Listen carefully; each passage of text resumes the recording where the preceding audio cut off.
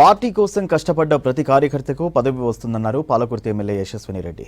కాంగ్రెస్ లో పదవులకు కుదువ లేదన్నారు. మాజీ మంత్రి దయాకర్ రావు కోవట్లను పెంచి పోషిస్తున్నాడని ఆరోపించారు. నియోజకవర్గ కాంగ్రెస్ పార్టీ ఇన్ఛార్జ్ ఝాన్సీ రెడ్డి తమ అత్తాకోడళ్లకు చిచ్చు పెట్టాలని చూస్తున్నారని, అలాంటి వారిని సహించేది లేదన్నారు. పార్టీకి నష్టం చేసే పనులు చేస్తే తగిన గుణపాఠం చెప్తామన్నారు.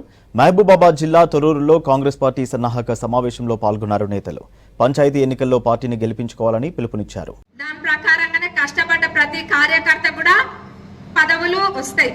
కొంతమందికి పొజిషన్స్ వస్తాయి, కొంతమందికి వర్కులు వస్తాయి, ఇంకొంతమందికి ఎలక్టెడ్ వస్తాయి, పార్టీవి కొంతమందికి వస్తాయి. కాంగ్రెస్ పార్టీలో పదవులకి కొదవేం లేదు. మేడము నేను అతి త్వరలో ప్రతి ఊరికి గడప గడపకు వస్తాం.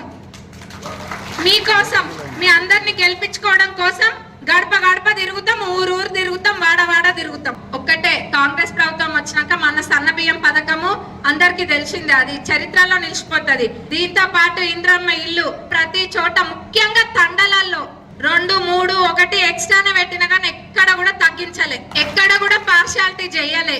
ఖచ్చితంగా మన తొర్రూరుకి సబ్ రిజిస్టర్ ఆఫీస్ తీసుకొస్తా అని మీ అందరికి మాటిస్తున్నా, తీసుకొస్తా.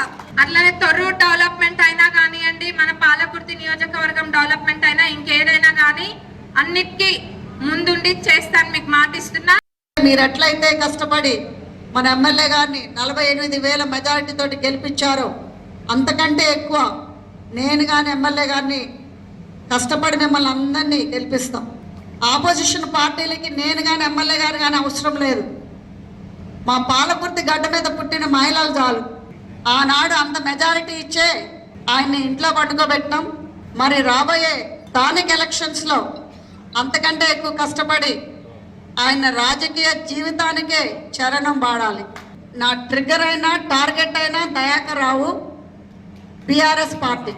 చెడు ప్రచారం అనేది చేపిస్తున్నా దయాకర్ రావు గారు. నేను చెప్పేది నీకు ఒకటే, ఈ స్టేజ్ మీద నువ్వు అనుకున్నట్టుగా మేము పారిపోయే పిరికోళ్ళం కాదు. అత్తా కోడల మధ్యన పెట్టాలని అనుకుంటున్నారో సహించేదే లేదు.